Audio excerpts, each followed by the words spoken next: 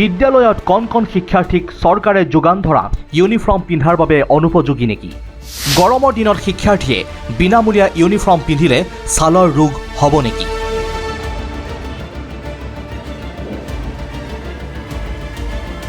শিক্ষাৰ্থীক বিনামূলীয়া ইউনিফৰ্ম দিয়াৰ নামত এয়া কি?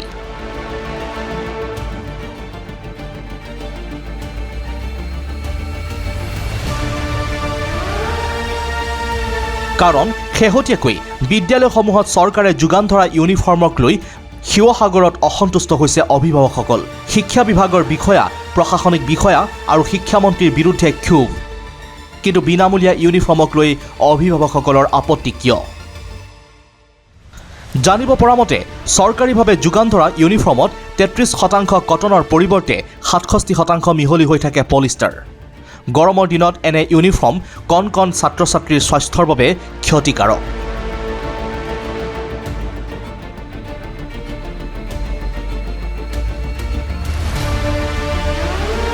এবাৰ কল্পনা কৰক, প্ৰখৰ ৰ'দ, 39 ডিগ্ৰী চেলছিয়াছৰ তাপমাত্ৰাৰ গৰম, আৰু এই গৰমত ছাত্ৰ ছাত্ৰীয়ে অধিক মাত্ৰাত পলিষ্টাৰযুক্ত পোছাক পৰিধান কৰি আছে বিদ্যালয়ত।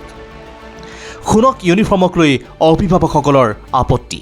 আৰু চৰকাৰীভাৱে যোনটো কাপোৰ আহিছে, আমাৰ কাপোৰটো বিৰাট মানে আপোনাৰ এই গৰম দিনত মানে পিন্ধাৰ অনুপযোগী। ইয়াত একেবাৰে মানে উপযোগী নহয় কাপোৰটো মানে বহুত ল'ৰা ছোৱালীবিলাকে বহুত অশান্তি পাইছে কাপোৰটো পিন্ধি। যিহেতু এতিয়া গৰম পৰি আহিছে, গৰমৰ দিনত চাগে আৰু গৰম পৰিবলৈ আছেই। এই গৰমৰ দিনত মানে একেবাৰে ল'ৰাবিলাকে অসুবিধা পাব মানে কাপোৰটো ইউনিফৰ্ম।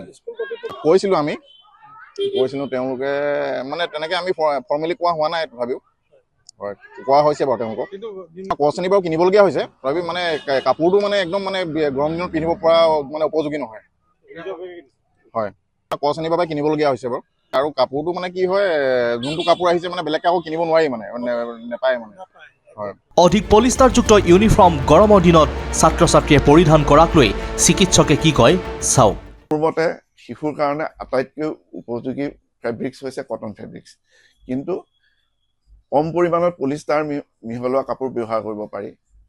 ঠিক আছে, পলিষ্টাৰটোতো বেছিকৈ পলিষ্টাৰ থকা কাপোৰ পিন্ধাটো স্বাস্থ্যসন্মত নহয়।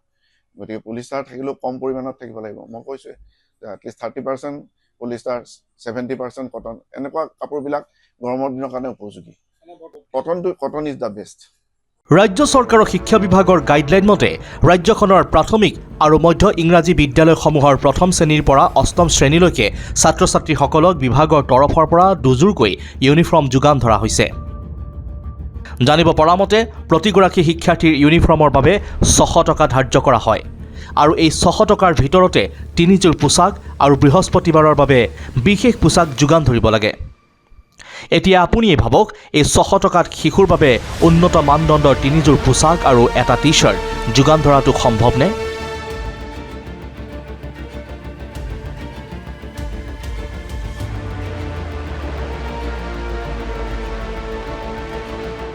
অভিভাৱকৰ মতে চৰকাৰে লাগিলে এযোৰেই পোছাক যোগান ধৰক, যাতে সেয়া উন্নত মানদণ্ডৰ পোছাক হয়। কিন্তু এতিয়া চৰকাৰে বিনামূলীয়া ইউনিফৰ্ম কেৱল মাত্ৰ দিব লাগে বুলিয়েই দিয়ে যেন অনুভৱ হৈছে অভিভাৱকসকলৰ। সম্প্ৰতি এই বিষয়ক লৈ ক্ষোভিত অভিভাৱকে শিৱসাগৰ জিলা আয়ুক্তক লিখিত অভিযোগ দাখিল কৰাৰ লগতে আইনগত ব্যৱস্থা লোৱাৰ কথাও জানিবলৈ দিয়ে। প্ৰথম কথাটো হৈছে যে চৰকাৰে বিদ্যালয়সমূহত যি ইউনিফৰ্ম যোগানৰ বিষয়টো লৈছে, এইটো নিশ্চয়কৈ ভাল পদক্ষেপ। কিন্তু ঠিকাদাৰী যিবিলাক প্ৰতিষ্ঠান, এইবিলাক প্ৰতিষ্ঠানে যিবিলাক ইউনিফৰ্ম যোগান ধৰিছে 2025-26 বৰ্ষত, এগৰাকী অসমীয়া মাধ্যমৰ ছাত্ৰৰ অভিভাৱক হিচাপে এই গোটেই বিষয়টোত কিন্তু মোৰ আপত্তি আছে। আপত্তি থকাৰ কাৰণটো হ'ল যে স্বাস্থ্য বিজ্ঞান অনুসৰিয়েই যেতিয়া প্ৰচণ্ড গৰম পৰে, তেতিয়াহ'লে গৰমৰ দিনত বিশেষকৈ শিশুৰ কাৰণে উপযোগী কাপোৰ হৈছে কটন। কিন্তু এই কটনৰ পৰিমাণটো বেছি হ'লেও বা কম পৰিমাণত পলিষ্টাৰ মিহলি কাপোৰো ব্যৱহাৰ ইউনিফৰ্ম হিচাপে কৰিব পাৰে। কিন্তু এতিয়া দেখা গৈছে যে মোৰ যি এগৰাকী সন্তান, এই সন্তানগৰাকীয়ে অধ্যয়ন কৰা লক্ষ্মীনাথ বেজবৰুৱা শিশু ভৱন প্ৰাথমিক বিদ্যালয়ত যিটো ঠিকাদাৰী প্ৰতিষ্ঠান PU এণ্টাৰপ্ৰাইজ কাপোৰ যোগান ধৰিছে, তাত স্পষ্ট ৰূপত তেওঁলোকৰ কোটেশ্যনতে উল্লেখ আছে যে তেওঁলোকে 33% কটন আৰু বাকী পলিষ্টাৰ মিহলি আচলতে ইউনিফৰ্ম যোগান ধৰিছে। মুঠেও এইটো স্বাস্থ্য বিজ্ঞানৰ ফালৰ পৰাও এইটো কোনো কাৰণতেই শিশুৰ উপযোগী নহয়। 1ৰ পৰা 14 বছৰৰ শিশুৱে এইটো এনেকুৱা ধৰণৰ পলিষ্টাৰৰ সংখ্যাধিক্য থকা ইউনিফৰ্ম পিন্ধিলে গৰমৰ দিনত আচলতে বিভিন্ন ধৰণৰ ৰোগৰ আচলতে কবলত পৰিব পাৰে, চৰ্ম ৰোগ হ'ব পাৰে বা ছাফকেশ্যনত পৰিব পাৰে। গতিকে এগৰাকী অভিভাৱক হিচাপে এই বিষয়টোত চৰকাৰৰ মই সুদৃষ্টি আশা কৰিছোঁ। মই এটা কথা স্পষ্টৰূপে প্ৰশ্ন কৰিব বিচাৰিছোঁ, যিসকল শিক্ষা বিষয়াই বা যিসকল প্ৰশাসনিক বিষয়াই এই 33% পলিয়েষ্টাৰ মিহলি কটন মিহলি আৰু গৰিষ্ঠ সংখ্যক পলিষ্টাৰ মিহলি স্বাস্থ্যৰ অনুপযোগী ইউনিফৰ্ম যোগানৰ কাৰণে অনুমোদন দিছে, তেওঁলোকে তেওঁলোকৰ নিজৰ সন্তানক এনেকুৱা কাপোৰ পিন্ধাবনে নাপিন্ধায়? শিক্ষামন্ত্ৰীয়ে এনেকুৱা কাপোৰ পিন্ধাবনে নিপিন্ধায় তেওঁৰ সন্তানক? বা যিজন মিছন ডাইৰেক্টৰ তেওঁৰ সন্তানক অসমীয়া মাধ্যমৰ বিদ্যালয়তো তেওঁলোকৰ ল'ৰা ছোৱালীক নপঢ়ায়, শিক্ষামন্ত্ৰীৰ সন্তানেতো অসমীয়া মাধ্যমৰ বিদ্যালয়ত নপঢ়ে, বা কোনোবা উচ্চ পদস্থ শিক্ষা বিষয়াৰ সন্তানেতো অসমীয়া মাধ্যমত নপঢ়ে। অসমীয়া মাধ্যমৰ বিদ্যালয়ত কোনসকল ল'ৰা ছোৱালীয়ে পঢ়ে? যাৰ জাতীয়তাবোধ অলপ হ'লেও আছে, যি আচলতে প্ৰাইভেট স্কুলত পঢ়াবলৈ তেওঁলোকৰ আৰ্থিকভাৱে সক্ষম নহয়, সেইসকল লোকৰ সন্তানক লৈ পেলাই এনেকুৱা ধৰণৰ ল'ৰা ধেমালি কিয়? মোৰ স্পষ্টৰূপে অসম চৰকাৰৰ শিক্ষা বিভাগলৈ মুকলি প্ৰশ্ন যে এনেকুৱা ধৰণৰ ল'ৰা ধেমালি কৰা হৈছে কিয়?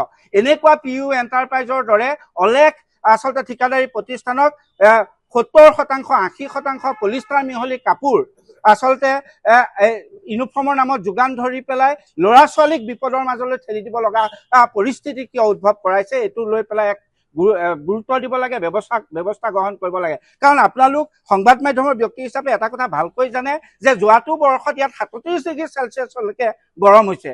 যি গৰমৰ দিনত সাধাৰণ গৰম হ'লে পলিয়েষ্টাৰ কাপোৰ পিন্ধিব নোৱাৰে, ডাঙৰ মানুহে পিন্ধিব নোৱাৰে, তেনে স্থলত সৰু সৰু ছাত্ৰ ছাত্ৰীয়ে পিন্ধিলে তেওঁলোকৰ স্বাস্থ্যৰ কি ক্ষতি হ'ব, এই কথাটো ভবাটো দৰকাৰ। মই ইতিমধ্যে গোটেই বিষয়টো জিলা প্ৰাথমিক শিক্ষা বিষয়া, জিলা আয়ুক্ত মহোদয়ক ৰিটেনলি জনাইছোঁ, আৰু যদি তেওঁলোকে ব্যৱস্থা গ্ৰহণ নকৰে আৰু এনেকুৱা ধৰণৰ শিশুৰ স্বাস্থ্যক লৈ পেলাই যদি ধেমালি কৰা কামবিলাক বন্ধ নকৰে, তেতিয়াহ'লে মই আদালতৰ ওচৰলৈ যাবলৈও কুণ্ঠাবোধ নকৰিম বা প্ৰধানমন্ত্ৰী কাৰ্যালয়ৰ ওচৰলৈ চাপিবলৈও মই কিন্তু এই শিশুসকলৰ বিষয়টো কেৱল মোৰ সন্তানৰ নহয়, বিষয়টো সামগ্ৰিকভাৱে অসমীয়া মাধ্যমত অধ্যয়নৰত লাখ লাখ ল'ৰা ছোৱালীৰ ভৱিষ্যতৰ কথা, তেওঁলোকৰ স্বাস্থ্যৰ কথা। গতিকে এইটোত কোনো কাৰণতে এৰি দিব নোৱাৰি, এৰি দিয়ালে ভুল হ'ব।